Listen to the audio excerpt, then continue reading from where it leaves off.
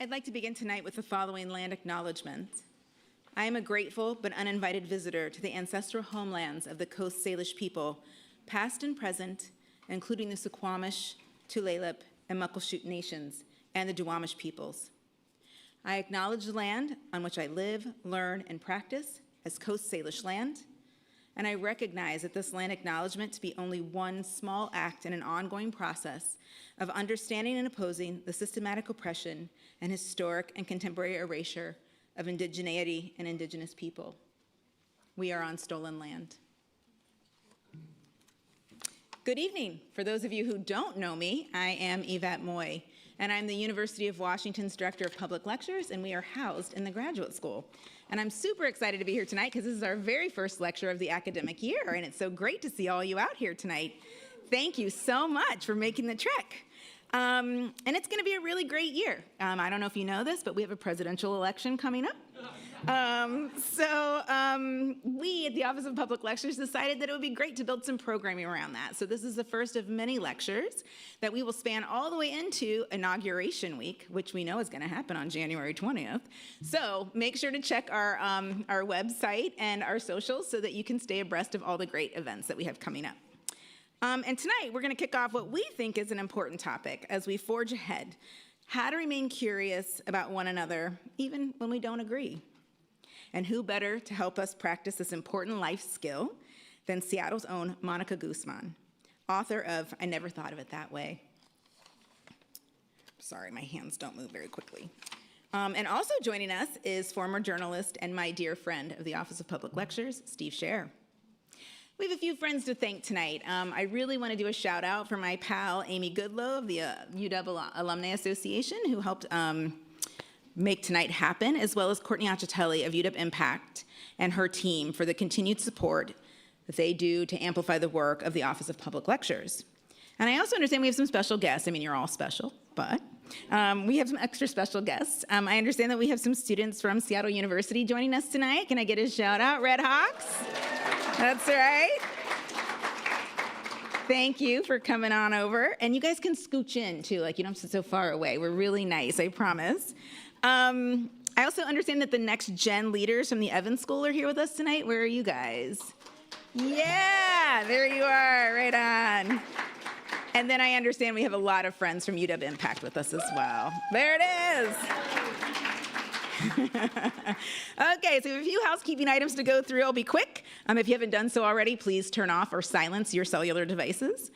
We ask that you refrain from video recording or audio recording this evening's lecture. We are live streaming right now, and we are recording this evening's lecture. So hi out there in live stream land. You can find the recording about 48 hours after on the UW Lectures library.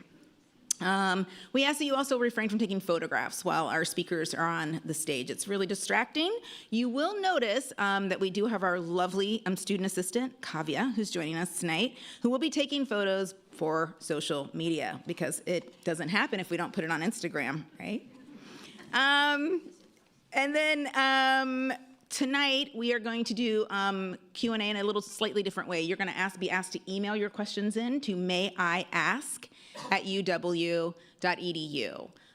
We will not have a microphone this evening for people. The slide will come back up in case you forget as well. And then Monica has agreed to do a book signing immediately following this evening's talk. And if you forgot to bring your book with you, we do have book plates available, so you can have those signed. And before I bring our esteemed guest onto the stage, I'd like to share a little bit about them. Mónica Guzmán is a senior fellow for public practice at Braver Angels, as well as the host of a Braver Way podcast. She's also the author of I Never Thought of It That Way, How to Have Fearlessly Curious Conversations in Dangerously Divided Times, and she's the founder and CEO of Reclaim Curiosity. She was a 2019 fellow at the Henry M. Jackson Foundation and a 2016 fellow at the Nieman Foundation for Journalism at Harvard University. In 2023, Monica was the inaugural McGurn Fellow at the University of Florida, and she worked with researchers there in the College of Journalism and Communications, along with other departments, to better understand ways to employ techniques described in her book, To Boost Understanding. A Mexican immigrant, Latina, and dual U.S.-Mexico citizen, she lives in Seattle with her husband, who's here tonight, and their two children, who are not here tonight. and is the proud liberal daughter of conservative parents. Her words, not mine. And then tonight, our moderator is Steve Scher, who's a writer, broadcaster, and interviewer. He published a children's book, I don't know if you know this, in 2022 called The Moon Bear, and it's really sweet.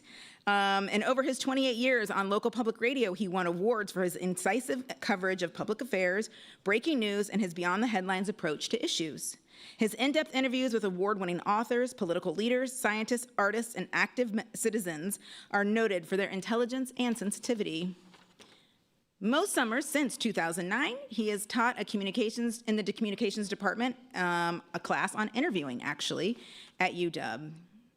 So as we welcome our guests on stage, Monica and Steve, I'm also going to ask all of you out in the audience to please take a minute to introduce yourselves to one another and meet your neighbors. Come on up.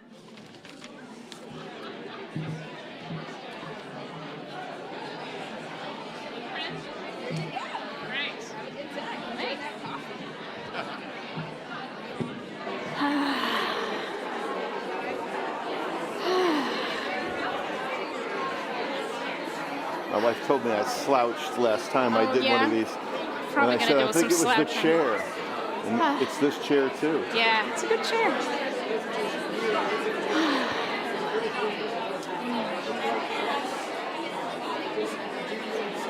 We could, when you're ready. We could probably let you just keep doing this all night. And that would probably be very good. But since we brought Monica all the way out here, but don't forget to keep doing it when we're over. I love the sound of conversation. Thank you for being here, too. Okay.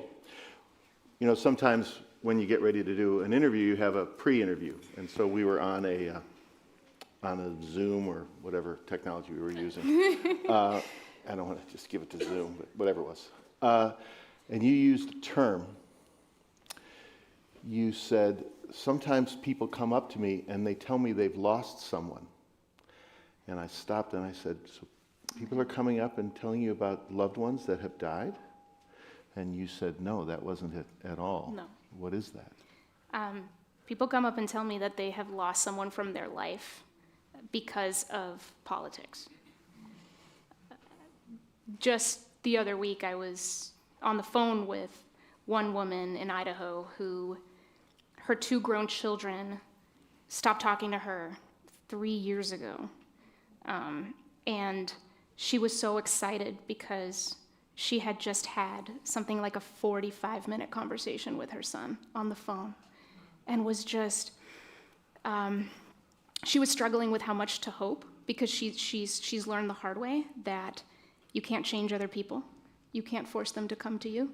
You can't force them to see you the way you see yourself necessarily. But she really believes that she's not the monster they think she is just because she voted on the Republican side. What prompted her to call you? Yeah, we met when I was on this book tour and went to Spokane. And we did a meetup while I was in town for an event in Spokane with the local chapter of Braver Angels. So Braver Angels is a nonprofit, big national nonprofit that I work at that's cross-partisan. Do we have Braver Angels in the room, by the way? Yeah, Mary Beth, hey. So it was a breakfast meeting, and we met at a coffee shop there, and we were going around and, saying why we were even here. And when we got to her, she started crying before she even opened her mouth. Wow. Did she get to then tell her story? I mean, was she able to express herself? Yeah. And that was the story she told about her alienation from her kids? Yeah, and back then she had not had the phone call, so it seemed more hopeless, and what she was doing was just absorbing everything she could about how to understand them, how to understand herself better, what went wrong. What do you think? So she must have told you what some of her takeaways were. Yeah. Well, she talked about there's humility, knowing that she didn't behave the best way in all of their political conversations. Like so many of us, she can let anger get the best of her. Something about being a parent, the power you think you have, or you were conditioned to think you have. I have a 12-year-old and a 9-year-old. I don't know how much power I actually have over a middle schooler. But it's something to know that your kids are older and really are their own person, and they may really not like what you believe to that degree that they make a choice to be away from you, to really cut you out of their life. That's anyway. But yeah, she's a student of this stuff. Like more and more people are around the country, not because they necessarily want to be, but because they have to be. Yeah, that's painful. Yeah. Do you think since you've been doing all this academic work and talking to these folks at universities and getting these appointments, have you learned about whether it's brand new, which I'm sure it is not, or if we've had experiences like this in the past in this country? Oh, yeah, as a society. Yeah.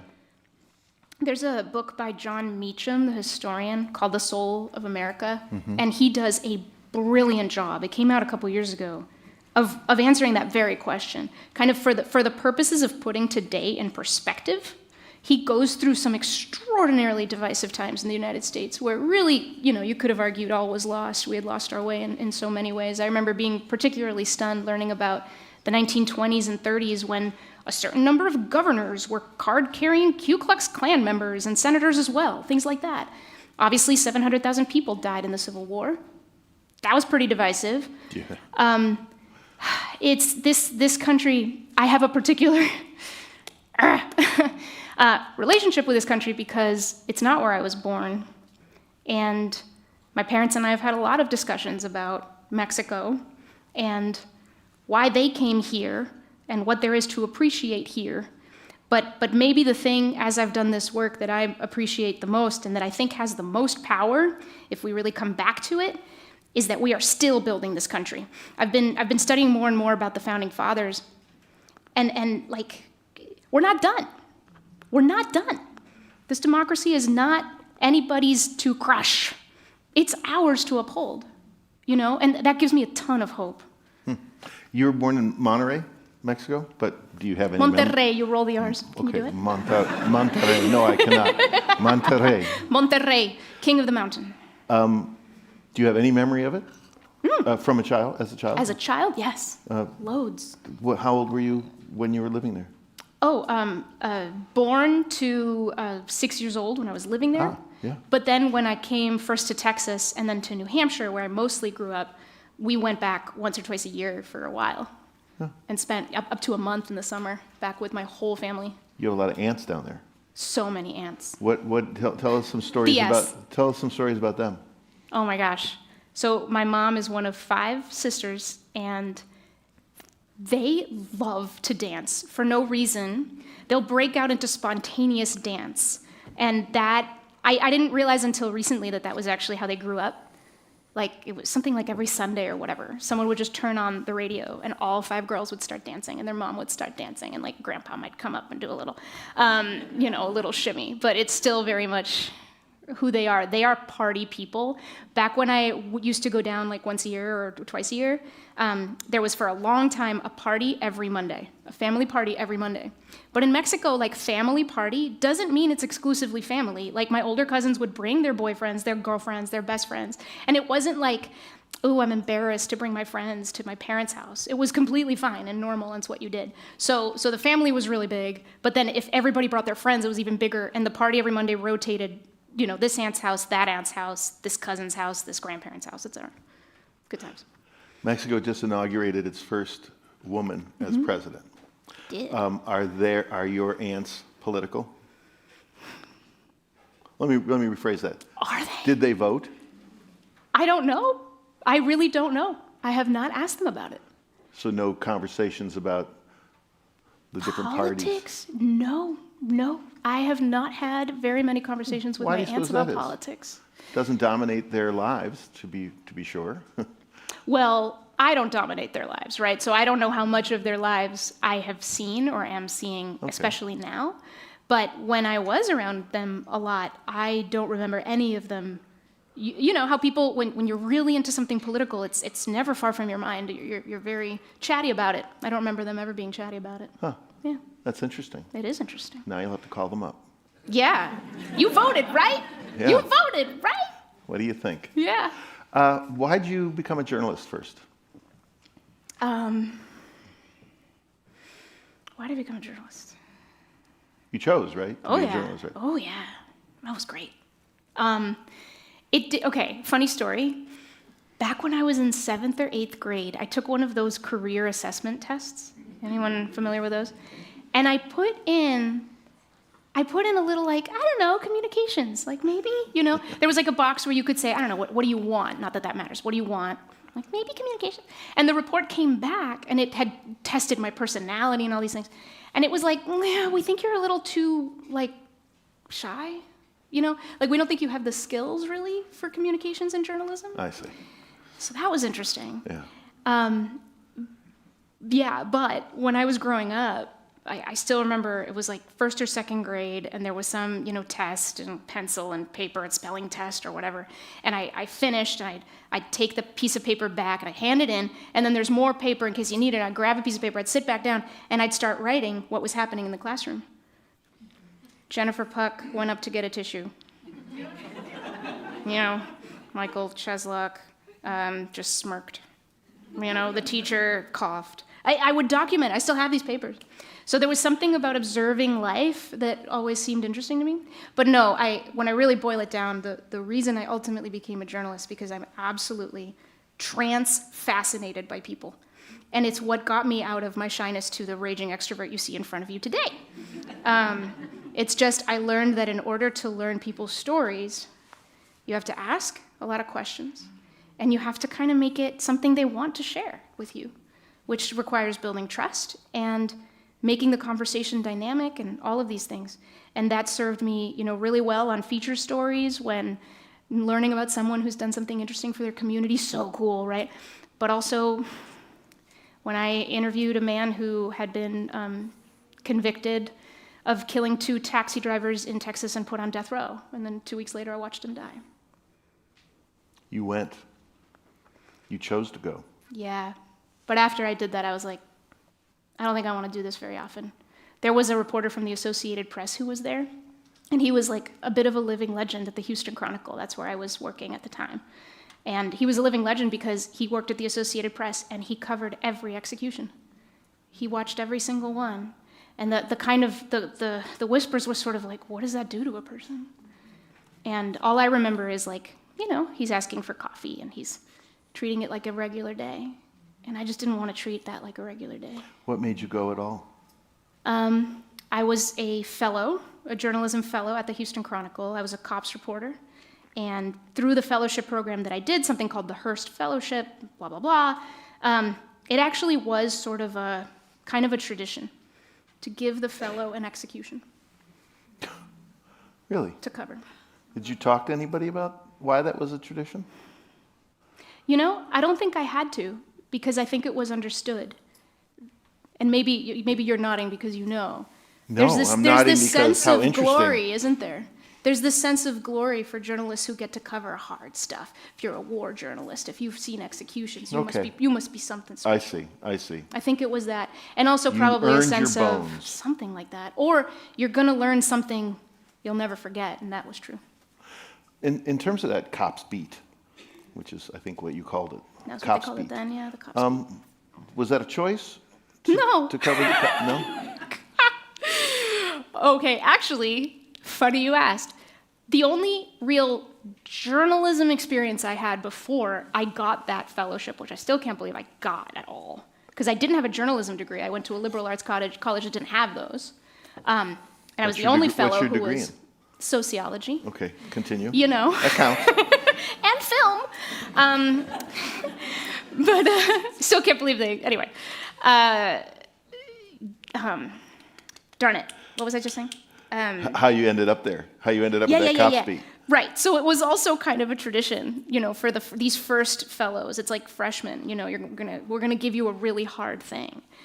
So you're gonna do the cops beat. It's what you have to do. And maybe you've gleaned that from the journalism industry, kind of yore, right? That you put the young ones into the police beat because you learn a lot of the essentials, you learn a lot of the basics, you learn not to get it wrong, but you do a lot of police blotter, and it's just a demanding beat. And in Houston, we were seeing 2 homicides a day, I had to get in that Houston Chronicle Ford Explorer and go driving to homicide scenes, and the goal was to try to see the body before the medical examiner took it away. The goal is like more bones making, or what else? Because you could describe it better. Yeah, because who knows what the public information officers at the police bureau aren't going to tell you if you don't see it for yourself, things like that. So that was tough. It was so hard. It was so hard to do that beat when I just wasn't used to it. I was failing every day, at least it felt like that I called my fellowship coaches. Finally, I didn't want to because I'm like an overachiever type. I didn't want to fail. And I finally was like, I was almost in tears, just like, get me out of this. I can't do this. And so they're like, okay, we get it. We'll work on this. We'll get you, we'll talk to your editors. We'll figure it out. And it just kept not happening. Like, hello, get me off this beat. Like, it's really, and I was saying this with shame. And then they were like, okay, we think we might be able to do that. And I was like, you know what? Never mind, I think I got it. Wait, what happened? Time. Time passed. You got used to it. Yeah. Do you think you got got some shielding over it, or you just found something else What do you mean by shielding? that didn't bother you as much?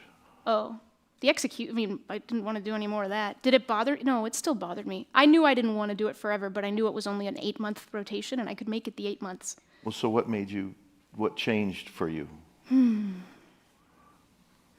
didn't want to fail. Yeah, I didn't want to fail, and it was teaching me a lot. I'm really grateful for what I saw there. There's a lot of conversations that society has had since that I could inform, by all of that.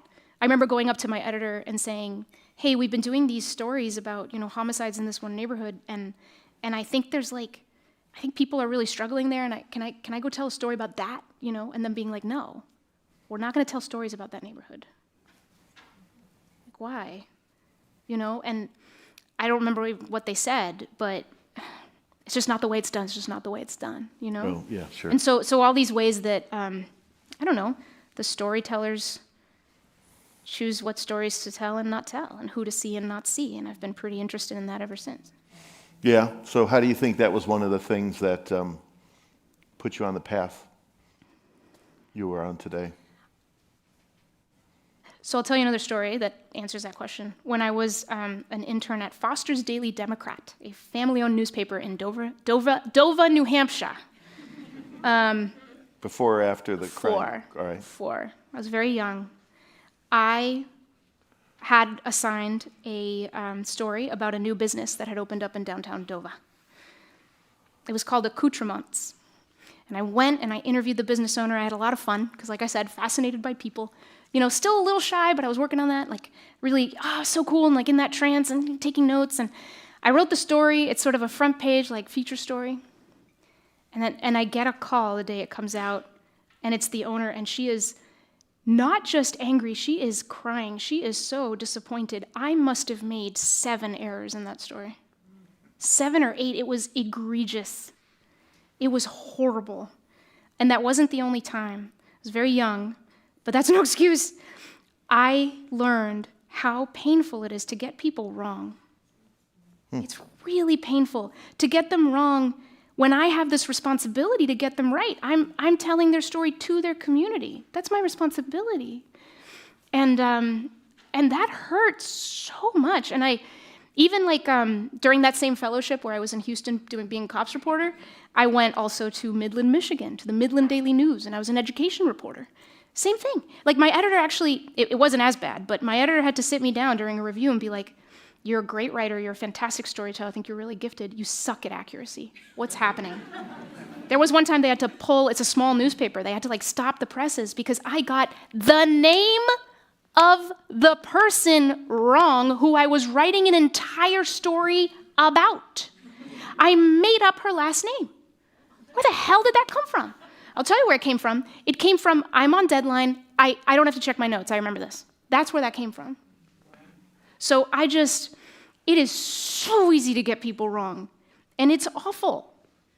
The Dover paper, I was very young. How old were you? What is very young? That was summer after my freshman year of college. I see you were 18. 18, 19. I just want to stick a little more with this journalism thing, because you Yeah. didn't have to go there. You went to sociology, which is about observing Oh, people. no, I'm really glad I studied sociology. But what drew you back, unless it was just, oh, this is how I can make a living, and you didn't think you'd be a sociology major your whole life. What drew you back to journalism? Yeah. Oh, no, I never left. I mean, once I did actually before the one at Foster's Daily Democrat, I did New Hampshire Public Radio, which was great, but completely unpaid. Gah, and I drove an hour to Manchester, every day for that. But you learned a lot. I learned so much. So you tell all the interns. It's just, yeah. It was so fun. It was so fun. And I don't remember if it made it into the book or not, but I will never forget. It was one night, so the editor there encouraged me to do like an enterprise story, which in radio for interns means you get 7 minutes. 7 minutes to tell a story. What's it going to be about? And it was about independent cinemas in New Hampshire. Do you remember My Big Fat Greek Wedding? Sure. Remember when that came out? It was like, independent cinemas, what's that? Independent movies, what's that, right? I thought it was so cool. I was studying film as well. So I go to this independent movie house in New Hampshire. I forget the name. It was like the Westall, I don't know what it was, but it was built in this church, this old church. And I was just going to go and get audio of people coming out of My Big Fat Greek Wedding for my story. And I was going to ask a few questions to the owner. Like 2.5 hours later, I'm still sitting with the owner on the brick steps outside this movie house, and I have this like meta moment. I have this moment where like I'm suddenly outside myself, and I see myself in him, and I realize what's happening. I realize I have been asking him questions in deeper in curious fascination, and he has been discovering how interesting he is. And like, I don't think he knew. And I realized like, I want to do that for everyone. That's so cool. People are so interesting, and I have this conviction that everyone's is interesting. And actually, UW, several years ago, and I ended up writing an essay about this in an article that Hanson Hossein had me write, who's here in the audience. But I was at this like networking event where you bring students and professionals together.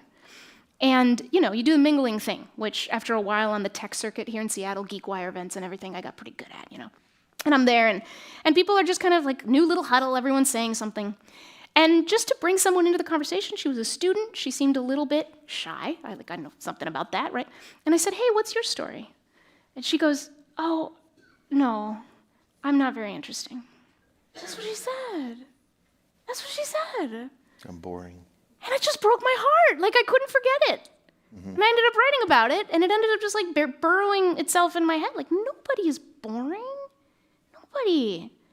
Like, I don't know. It just seems something we should help each other get out of. That well, one of the things you're advocating is just that, but also one of the things you're advocating is that we need to make the space for that. We need to remind people that we are indeed caring about what they have to say about themselves. Right, and you can't do that when you're mostly concerned about yourself. Really hard to do that. Or when you feel threatened by the other person before either of you has opened your mouths. Or you're up here. Or there's some kind of imbalance with that. And you're afraid that that's going to define any conversation, because that's two different things. It doesn't have to. Mm-hmm. It doesn't have to. What two different things? I don't know. It's going to sound like spiritual or whatever. But that's like, right. Do it. No, okay. I just believe that two human beings who have a conversation can pierce any framework that they think divides them, if certain conditions are met, and if a certain amount of trust is built. I take that on faith. Yeah, but with two important caveats there. A certain amount of trust is built. Yeah. Yeah. That's the tough part, right? Yeah. But that's how the world changes. Yeah. Right? If people say like, no, there's a power imbalance, the two never can meet, they never understand each other. It's like, okay, great. Well, we've just doomed ourselves to a future of never understanding across that divide. Does that sound fun? There's a man who's kind of a legend in my space, we were talking about the circuits, right? Like the civic space, but the bridging space. There is a bridging space. There's a growing number of organizations like Braver Angels that really believe that we have something to learn from each other, even when we're most scared and concerned. And there is a man who is a legend. His name is Daryl Davis, and I think of him a lot in these moments because he's a black blues musician who many, many years ago was in a bar. He had played his gig, and he was hearing these men, these white men, say absolutely horribly racist things at a table nearby. Right, so, okay, freeze that situation. Reasonable things to do include, right, him yelling at them and leaving, him just leaving, like all kinds of things, like that is terrible, what? He sat down with them and started talking to them. And this man, if you Google him, you'll find a lot about him. They were card-carrying members of the Ku Klux Klan. And Daryl now has a collection of 200 Ku Klux Klan robes from former members of the Klan who, while they were members of the Klan, spoke with him and got to know the absurdity of their hate by getting to know him. Daryl talks about this, and the question that, the thing it boils down to for me is he talks about this question that drove him to actually do something so, there's not even a word for that, right? And he said that Courageous. the question was, that's one of them, yeah. Dangerous, others might say. Yeah. And the question was, how can you hate me if you don't even know me? How can you hate me if you don't even know me? Did he start with, do you know what he started with when he sat down with them? Does he tell that story at all? What do you mean he what he started how he started the conversation? Is that how he started it? I don't know. If he's talked about it, I don't know. These are guys that were at hearing him perform, right? Oh, yeah, maybe it was that. Who knows? We don't know. We don't, he could tell us, I suppose we could ask him. But yeah, but the thing he does talk about that lines up a lot with a lot that's in this book and that I believe is people can only hear when they're heard. And they're really, and it's kind of what I was saying before, it's just like the potential connection between two people can transcend everything. It can transcend everything. It can change everything. But he didn't come in. One thing I do know is he didn't come in yelling and screaming, as would have been his right, many would say. He didn't do that. No. Well, it wouldn't have worked. Yeah. If he had a goal. I want to take you back for just a moment. Mm-hmm. Tell me because you wrote this, tell me of an angsty experience in your teens, that's a quote, angsty experiences in my teens, I know where this is from, yeah. that may have put you on this path to where we are today. Wait a minute, no, I don't know which one. Are you I don't thinking know. of a No, specific I don't know. one? You must have. No, you didn't give me one in there. That's why I want to know. This is like a wide open question? Yeah, you said you had angsty experiences in your teens. I did, but I said in the book that was where my dog would lick the tears off my eyes, right? Right? What angsty experiences did I have as a teen? It was like all the angsty experiences you have. That any teen can have. Oh, I can't believe this is coming to mind. Okay, let's go with it. My mom, was the enforcer in the house growing up in Somersworth, New Hampshire, and in our little split level, and we had a little kitchen, and every night we had to clean the table, me and my brother, clean the table, sweep the floors after dinner. Just clean the table, sweep the floors. And it switched every day who had to do what. And it became very clear to me and my brother that cleaning the table was like way faster, way easier, and whoever got to sweep the floors was like, nah. And so there was one night where, my brother's like, it's your turn to sweep the floors. I was like, no, it's not. It's your turn to sweep the floors. And we went at it, and I was really mad. I think I had a lot of homework. I was tired. Who knows? But, and then my parents like put their foot down. Like, Monica, you sweep the floors. I remember how angry I was so angry. Closed my bedroom door and like locked it. I'm pretty sure they'd put a lock there right now, like screaming bloody murder. So mad.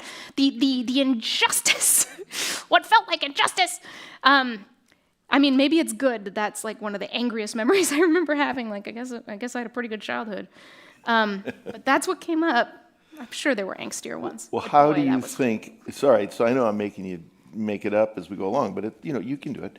How do you think that shaped you? Right. That little thing shaped you to have the awareness you have today. No, I will tell you. Because this came out in a recent podcast episode. A Braver Way is the podcast that I host that is the most fulfilling and challenging work in media I've ever done. And it's fascinating stuff. Anyway, it really works to speak across the divide, which is very challenging. So, dang, lost my train of thought again. Hold on. Teenager. Oh yeah, it came out in the podcast. We had an episode on how do you navigate anger? How do you navigate political anger? And I realized in the segment where I joined my dear friend and colleague, April Lawson, who is conservative and I'm liberal, so we have really interesting conversations, that the thing that makes me so angry in political conversations is when I think the other person is intentionally not seeing something obvious. Obvious, Oh, so there was a time I got so mad at my dad, and this must have been 2021. I don't know, but it must have been around there because we were talking about how Trump handled the COVID pandemic, and I was just like, you're just not. I know you love Trump, but come on. And I started. It's like I was telling April in this episode, it's like the pool of trust in that moment had really dried, and I was so mad that I really started hurling like grenades at my dad rhetorically. I was attacking his character. I was just being vicious and horrible. And I knew I was doing it in the moment. I couldn't stop myself. And it sucked, It sucked, and I apologized. And then what's funny is me and my parents ended up at a conference in Asheville, North Carolina. I'm thinking about Asheville right now. A couple years later, and Sanjay Gupta, the journalist, was there giving really good, perspective on the COVID pandemic. And there were all kinds of things that my dad had said that Sanjay Gupta was also saying about how Trump and Republicans handled the pandemic, where I was like, oh yeah. And my mom goes, oh yeah? You yelled at your father, so hard. Oh yeah? She still hangs on to that as sort of, that's when Monica finally listened to reason on these things, when Sanjay Gupta said the same things her father had said a couple years before. Yeah, that happens. That happens. Just wait when they're older. But Your kids will do that too. But I feel, it's funny because a lot of people think oh, you wrote the book about curiosity across political divides. You must be some curious Zen master. No. No. I know where rage comes up. I know where we lose control. And so did that woman in Idaho. Well, I'm gonna take a little step out for a moment here. Here's where I want you to help me with. There are plenty of people who are not coming to these meetings, the Braver Angels events. Yeah. There's plenty of people who have no interest in engaging in these conversations. What do you do with that? I mean, I know that you can say, well, these are the people we're going to build. We build small. We build slowly. Yeah. But there's a lot of people who just don't want any part of it. I think that's true. I think a lot of people don't see all the benefits. There's a lot of misperceptions, misconceptions about what this is, including you're just trying to teach people to be nice, or you just want everyone to come to the middle. I know what I believe. I'm going to stick to my convictions. This does not require anyone to abandon their convictions. You can be really far left and really far right and pick up the kinds of habits that allow you to hear and be heard, which, by the way, makes you more persuasive. But it does ask you to give up your rage. Say more about that. Wait, who's the journalist? You're the journalist. Well, hang on. That is what you're asking those people to do. Empathy. Yeah. Curiosity. Yeah. Listening closely. I don't hear rage in there anywhere, and this is what we're talking about right now. Absolutely. So this also came out in this episode, and it's relevant. I realized talking to April in the episode about navigating anger that when I was young, and probably until not that long ago, maybe a trace of it is still with me, I had this fantasy of doing something that I saw characters do in the movies all the time that seemed so strong and so of people who know who they are. And that was storming out of a room. from righteous rage. I saw a lot of movies. I talk about in the book how many movies I went to with my parents. Like once or twice a week, we were at the movie theater. I thought that was normal. We saw all the movies, good, bad, all of them. Absorbed a lot of stories, a lot of character arcs, a lot of empathy. But man, when characters stormed out of the room, I would go, how come I haven't gotten to do that? I guess nobody's given me that reason, and if somebody does, it'll feel so good. I'll know who I am. I'll know who I am if I know what makes me angry. So angry that I would yell and feel good about it, you know? So you say give up your rage, it's give up your identity in that rage. It's give up what you think gives you meaning in that rage and gives you belonging in that rage. It's scary to detach from the things that give you meaning and belonging and then step into the unknown where you might have something to learn. You know, like humility is really hard. I often say in my talks, you know, I have this like slide and we kind of like, I prime everybody. I'm like, okay, this is really inconvenient truth. And then here comes the slide. It always gets nervous laughter. And it goes, every single person in this room is dead wrong about something. You just don't know what it is. And you can keep having like-minded conversations, stay comfortable, or you can find out what it is. And people who value truth, but aren't welcoming any friction into their lives, are gonna get farther away from truth. That's science, you know? Like there's research on how opinions are formed. And it shows that. Like you want access to truth, you believe that that's important for you, well, the default settings of this society are not gonna give it to you. You know, you have to counter-program. You know, you talk about Robert Putnam in this book, Bowling Alone, the breakdown of the social systems that brought people together. Yeah. What do you see? I mean, I would imagine you would say that these talks are in part that you do. But what do you see as out there bringing back some social connections? What is out there now bringing Now, back some yeah. social connections? If you do see any. Oh, no, sure. I mean, you know, it's really trendy to rag on social media, and I do that. I rag on it a lot. But, you know, if social media is not running your life and you're using it and it's not using you, then, oh my gosh, this awareness of your network and who's had a baby and who just got married and all these things allow for extraordinary social connections. Or, you know, I'm going to Chicago. I'm in Chicago. Let's get together for coffee. Like, obviously, a lot of that is happening. It is really cool. I think people just tend to pick like the wrong moments to bring up the wrong conversations and the wrong platforms. Like, you're not going to have a really robust, candid conversation about, you know, abortion on Twitter. You're just not. Like, be careful with that. Yeah, what's your rule for that? You had 3 steps. Yeah, there's Time. a few. It's embodiment, parity, not the funny kind, P-A-R-I-T-Y, attention, containment, and time. The most important and figures into social media being containment, and that's the degree to which your conversation is actually contained to the people participating in it, because social media is this one big giant panopticon. If I'm talking to you and I'm saying something, you know, and I'm kind of making it up as I go, and I see you go, I'm going to edit what I'm saying as I'm saying it. You know what I mean? I'm witnessing your listening, and it's helping me calibrate myself to you. Or I might go, oh, hang on, what do you Yeah, mean? you could do that. I could do that. I can be like checking in, right? Social media, it's just right, post, you know? So what do? We can't witness the listening. Most people are not commenting on our posts and telling us exactly what they think. Most people are looking, making silent judgments of us, and moving on. So what do? We censor ourselves. All right, so that's social media. Yeah. Any others? Any in other the real- things that connect in us. IRL? In IRL, I do believe that, despite the fact that COVID has made many of us, myself included, like really annoyed at having to drive anywhere anymore and like remote work and all of that, I do believe that the pandemic actually helped a lot of us have a forced social experiment around what it means to not be with other people. And I think people really have appreciated that in a huge way. I went to a school called Emma Willard in Connecticut. It's a private high school, all girls.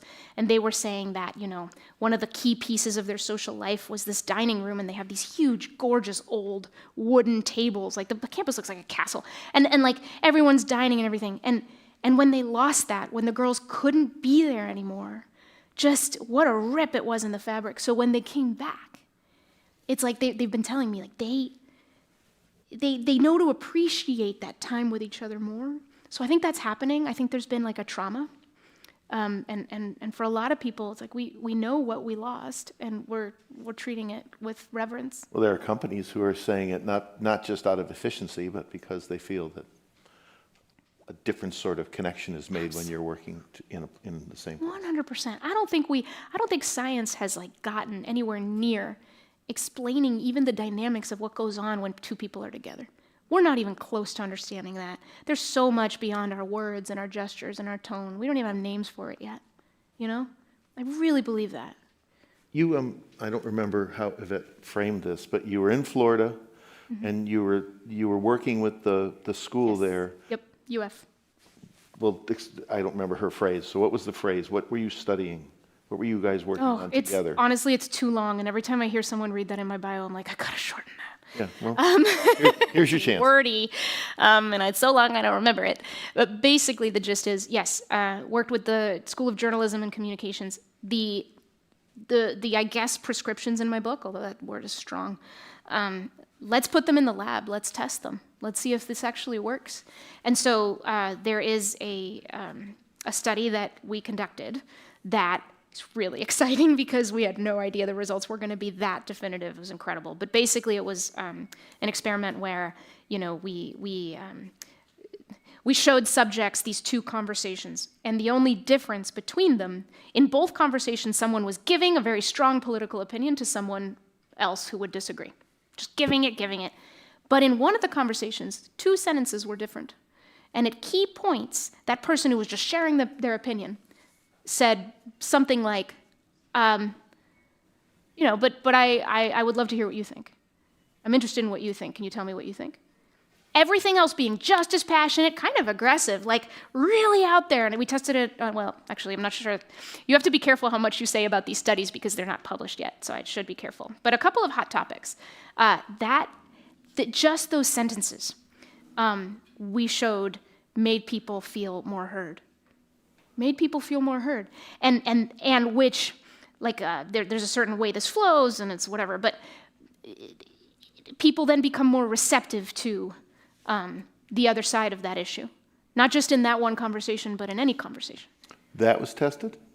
That they become more receptive overall? They are more interested in having conversations with people who would have this different opinion from them. That's pretty dang cool. Because they were offered that way in. Yeah. Even that little bit of way in, it just affects the way we see the person who is sharing that opinion. It's like, they're interested in me. They're curious about me. They have that open door. I feel more heard. I could see talking more. And there are lots of other studies that have shown this, by the way. Like, the people can only hear when they're heard is already pretty well backed up in a lot of ways. It's just, as you said, it takes, I wouldn't even say discipline. I don't think it's discipline. I don't even think it's skill. I think one of the worst things about like what's going on in the bridging space is that every time we say, this is really hard, I'm afraid that what we're telling people is that it's rocket science. It's not rocket science. It's how to be a good human. We all have that innate knowledge right here. You don't need a textbook or a degree. You don't. Mostly you need to unlearn things, honestly. Unlearn the stories you have been conditioned to believe about other people and about yourself and about how okay it is to be wrong and all of that. Well, it's practice. It's practice. And I was going to say something else, but I already forgot what it was. You'll have to bring me back. What was the second question besides, I'd like to hear what you have to say? It was two sentences that were like splitting that into. I see.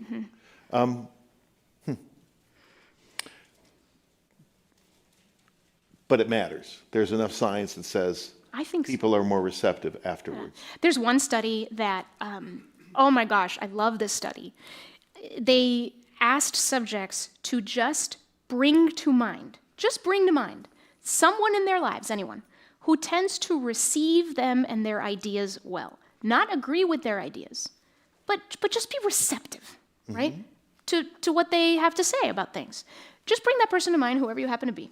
And what the study found was that when those study subjects brought that person to mind from their own lives, they became more intellectually humble, which means they were less likely to cling to their ideas, any ideas, just because they were theirs, and they were more open to alternative perspectives, just by imagining someone in their life who listens. In the midst of these conversations?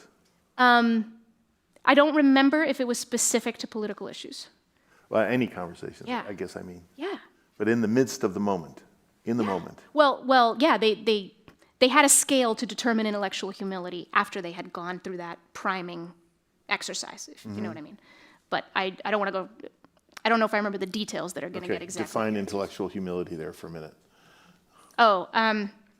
Yeah, it's a really cool concept. The Greater Good Science Center out of Berkeley, California, has done a huge and robust and incredible project on intellectual humility. But there are many definitions. I don't know if there's even necessarily a formal one. I gave a hint of one just now around, less likely to cling to your ideas just because they're yours and more open to different perspectives. One of my favorite definitions of humility comes from, I think it's Daryl Van Tongeren. I forget what university he's at, but he's a professor. And he says humility is being the right size in any situation. David Brooks from the New York Times and April Lawson talk about humility is seeing yourself accurately from a distance. If you're too big for the situation, you're arrogant. If you're too small, you're a pushover, right? So humility is that. It's just what is the right size for me here? And it's really cool to have that self-awareness. That's what I was going to say before. It's not a discipline, it's not a skill, this stuff. It's mostly about self-awareness. Because if you don't have any self-awareness, your emotions are going to dictate your actions in political conversations. And you're going to end up regretting the costs. You said something about empathy in this book that I would like you to tease out for me, because I can't remember if you were quoting someone, but that empathy, to me, empathy means walk in another's shoes. Yeah. But you were writing that some people were empathetic, but only to their silo. Oh, yeah. Well, how is that empathy? I remember, yes, it's a study I cited in there. I think this is where you're going, where they found that people who were more empathetic were also happier when the other side suffered. Yeah, how is that empathy? If they believed that the other side was hurting their side. How is that empathy? It's a beautiful question. Well, it is. I will say that is not empathy. I don't think, it's at least not universal empathy. It's selective empathy, which kind of loses Its meaning. power. Yeah. Selective empathy. I think empathy without curiosity, I think honesty without curiosity get a little useless. That's why this book is about curiosity, Like curiosity requires humility, because if you think you know, you won't think to ask, right? You can't ask questions if you think you know things. So if you're too big and you're not humble in the right situations, then you're never going to ask the questions that you should be asking. I did a podcast interview with a woman named Shira Hoffer. She's a junior at Harvard, and she started something called the Hotline for Israel-Palestine. It's brilliant, brilliant project. And she's Jewish, and the story of her on campus, and she got, Muslim, Arab, Israeli volunteers on this hotline to try to inform questions about all this. And what she said, and again, I lost my train of thought. What's going on with me? What was I just saying? Help me. Empathy and where it comes from. Yeah. But she had a tool for it. Yeah. And that was, and I'm curious to even know how that operated. Yeah. The Arab-Israeli, or the Palestinian-Israeli hotline. Yeah. Well, I'm sorry, guys. I don't know where my brain is. You text your question to the hotline, and then a volunteer, an anonymous volunteer, answers your question, and they're very specifically trained to answer the question in such a way that it really does help inform people. It gives them a sense of the different perspectives. So, for example, one of the questions they get a lot is Israel committing genocide? And the way they answer is first to kind of thank them for the question, and then give the definition of genocide according to the UN. And then here's a perspective from the Jerusalem Post, which tends to, it's in Israel, it tends to lean in this way. Here's a perspective from Al Jazeera, which is owned by the Qatari government. They believe that it is genocide. The Jerusalem Post believes it's not. Let us know what other questions you have. Is that enough? For what? Well, it seems pretty easy to say here A or B. I want to know, it's a much deeper and profound That's it. problem. Yeah, because, that's the thing, is we really get annoyed for when we me- don't have the answers. Yeah. And when other people don't just give them to us. Because if you sit in uncertainty, that's really uncomfortable. And there's science behind this too. Super uncomfortable. There's something I wrote in the book about manufacturing certainty. Like, uncertainty is uncomfortable. If there's anxiety around it, then you're going to manufacture certainty. You're going to see a thought piece on the internet that makes sweeping generalizations, puts in a couple statistics, speaks with a lot of confidence, and you're going to choose to believe it. Because it relieves you of the discomfort of what you don't know. And Scher really believes that with something like Israel and Palestine and Gaza and Iran, and boy, is that a quagmire. And so if people believe they have an answer and are really firm on it, she sort of, I remember what I was going to say before. She said that we all have questions. We all ought to have questions about these deep issues. So, yeah, it's like you might think you have no questions, but there are so many questions. They're there. So you can choose to just kind of ignore them, neglect them, and just keep going, or you can choose to wrestle with them and ask them. And you may not get a satisfactory answer, and it might be really annoying. There's other downsides, right? Like, activists are wonderful at action and mobilization. And so, there's a spectrum between like talk and action, right? Too much talk without enough action, well, that's terrible because you're just droning on and on as the world changes. You can't do that. But too much action without talk is useless, right? Like, I heard recently about like, a protester who's out there protesting, slogans, signs, the whole thing. Someone from the other side wants to talk and they go, F you, get out of here. It's like, well, what's the point then? Like, if it's not ultimately about influencing, persuading, having the conversation, I don't know what you're going to do with just the shouting, right? Just the, not even the shouting, the disrupting. It's got to be the two working together somehow. You've got to have a mix of dialogue and action. And that's going to require, if you have firm convictions, it's going to require leaving some space to question them, to open them, and not even question your convictions, but at least let them breathe, let there be a little space in between them so that you can even be receptive. You can hear what someone else has to say. Oh, you said that people, I went over my time, huh? Wait, questions? What? We have questions? I like questions. I won't. I thought I had till 40. I'm sorry. My bad. But you're really not talking about having people come into the middle. You're talking about people living in uncertainty. Yeah. Living with uncertainty. Right. You can be on the far left living with uncertainty, and you can be on the far right living with uncertainty, and at least you'll be receptive to things that might be more true. What is your best advice to college students as they encounter so many new ideas and opinions on campus? Well, first off, a statement. On how best to initiate a conversation with someone who's expressing that's an good. opinion very strongly. That's fantastic. Okay, yes.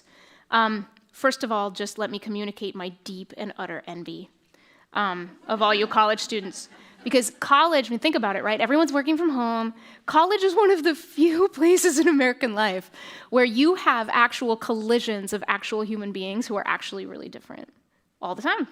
It's really cool. You go from class to class to class. And then in the classes, you're having collisions of ideas and you're encouraged, to go after them. Like, that's incredible. So mostly the advice is, enjoy it. Have fun. Pay attention. Try not to be too afraid. There's a quote that I can't find the source of, but somebody told it to me and it's not gone out of my head. Don't waste your fear on anything but danger. Fear is so awesome. It saves us. We are all the survivors of people who ran away from the bear. We descendants of those people, right? Like, it's awesome. It keeps us safe. It's great. But fear is a creativity killer. It is a collaboration killer. It is an expression killer. As I say in the book, and I say a lot, whoever is underrepresented in your life is going to be overrepresented in your imagination. Question what you're afraid of and who you're afraid of. And in a place like college, like, take some risks. So how do you initiate a conversation with someone who disagrees with you in college? Is that the question? Yeah, I don't think it needs to be like a whole thing, like I've practiced in the mirror. I mean, college, I think, makes it easier than most places, for sure. Watch in your classes when there is a dominant opinion. It'll happen. Your sociology class, psychology, history, who knows? Humanities, I don't know.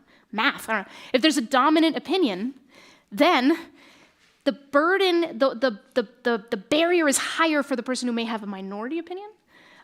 So if that person does manage to speak out, meet them after class, especially if you disagree with them. Hey, I really appreciated what you said about that. I had never thought of it that way. Can you tell me a little more? Or like, I don't know, going to lunch? Let's chat.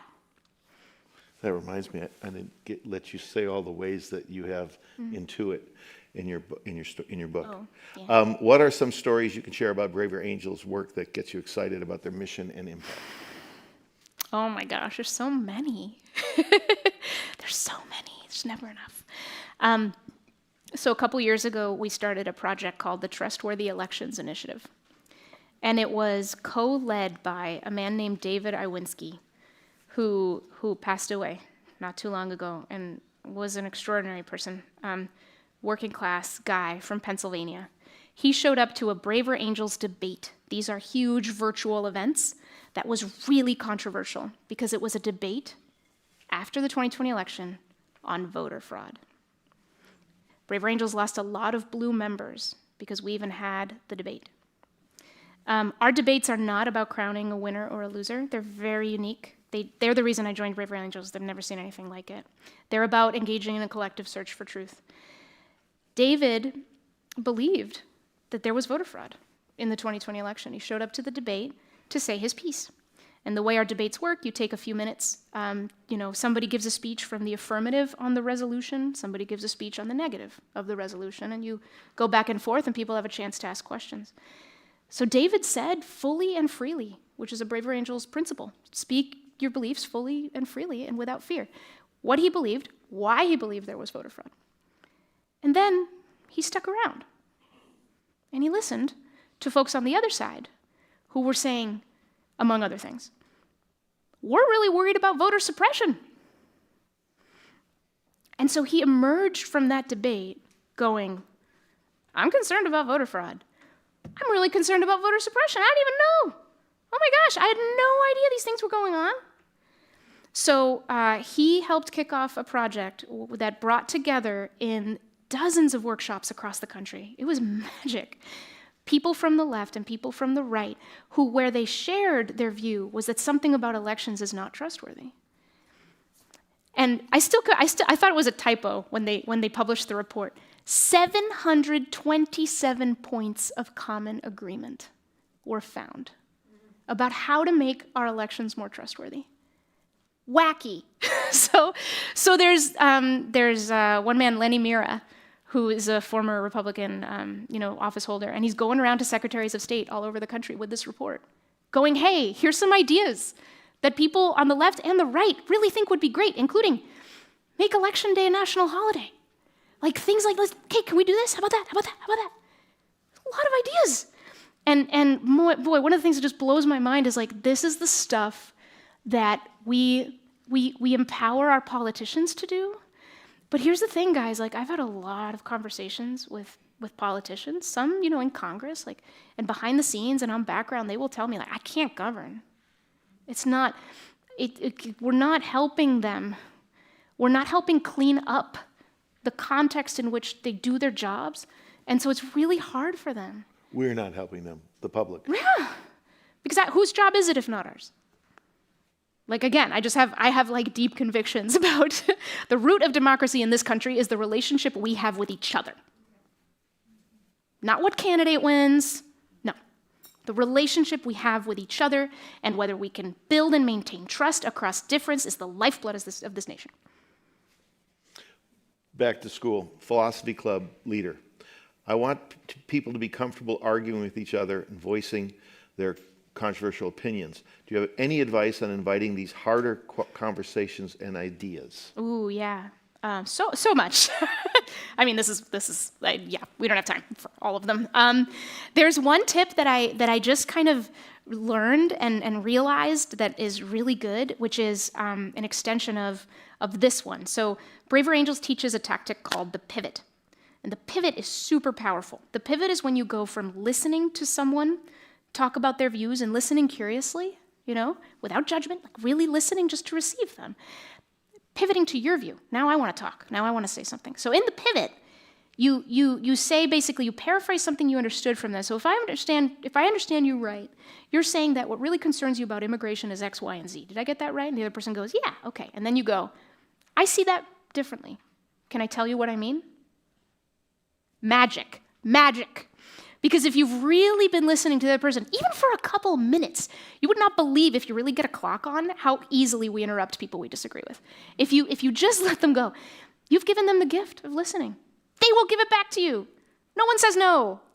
And then you get to say, okay, well, and then you tell your story.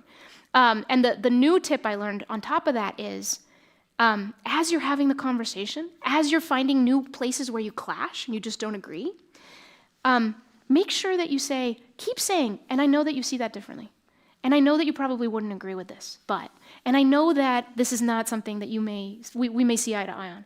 If you keep sprinkling that in, you're demonstrating to the other person that I remember you, I see you, I still see you, I still see you, I still see you, I still see you, And you can go on and on.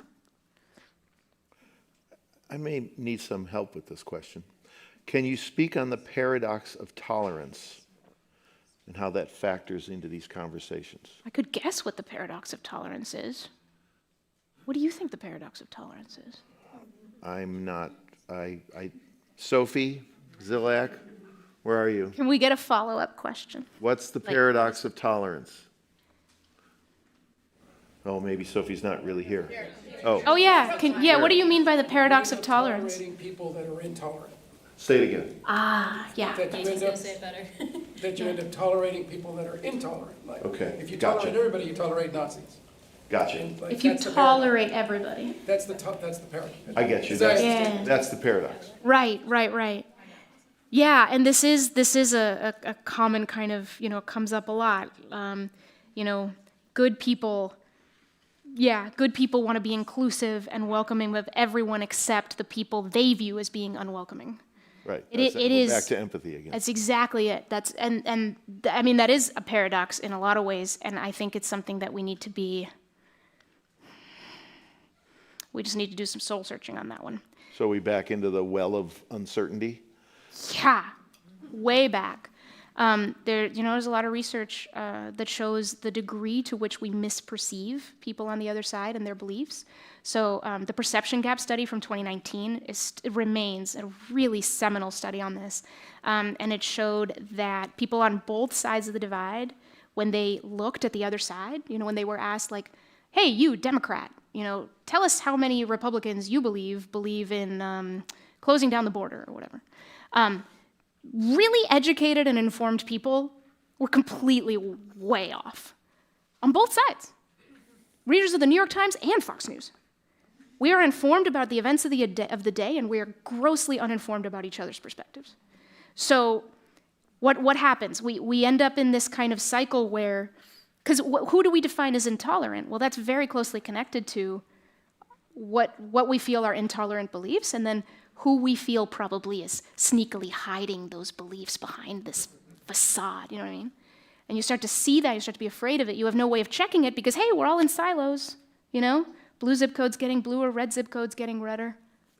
We don't get to check it with like actual primary sources, right? Journalists love primary sources. We don't get to check it with the primary source and see how that's kind of maybe not right. So yeah, that paradox of intolerance is really biting us right now, because there's a lot of people who look at a giant swath of the other side and write them off as crazy, stupid, or evil. 7:40, I'm supposed to end, right? Two things. Here's this thing, though, just to bring it down to politics. There were good people on both sides. Oh, yeah. So either I'm wrapped up in the paradox of intolerance, or I have to take that and explore that. Oh, interesting. Interesting binary you're setting up there, Steve. Yeah. There were good people on both sides. Yeah, I don't know. Like a philosophy class could do a lot of like parsing apart of that statement, right? There were people on both sides. There were people on both sides. What makes a person good and bad? Like we can go into this. We know that people's views can change. Do you write off the whole person, right? There's a whole thing about, it's very associative distance that we're making these days. There's this belief that engagement is endorsement, right? If I talk to somebody who has unsavory views that I'm really terrified of, then I'm now tainted, I'm infected, and I have released horrible things into the world. Engagement is not endorsement. It's not. It's not. Like, you know, curious engagement, one of the biggest gifts you give somebody else is the chance for them to explore themselves in your presence. It's awesome, right? It's so awesome. We don't have time to talk about this, but the way persuasion actually works, to quote David McRaney, the author of an incredible book called How Minds Change, also on my podcast, amazing, is all persuasion is self-persuasion. I can't change your mind. Our language is wrong about this. I can change my mind. You can change your mind. The only way that I can influence how you change your mind is if I tell a story that you hear something in that you want to use to edit your own story, and then suddenly your own story leads you to a different conclusion. That's the only way I can influence you. And there's no way that I can do that if I'm shouting at you, if I'm shaming you, if I believe that you are a horrible person. So that's up to us. If we want to believe people are horrible people because they have beliefs we think are horrible and therefore are disqualified, are out of range, are, I don't know, yeah, that's the part to examine. All right. I'll leave it there. You're going to Okay. sign books. Thank you all. Okay, thank you. Thank you. That was so much fun. Thank you so Very good. much. Thanks again, Monica and Steve. It's such a pleasure to hear from you. And again, if you have a book, you can queue up over on the side over here, stage left, and we will have Monica out in just a few minutes to do the book signing. Thank you so much. No, follow me.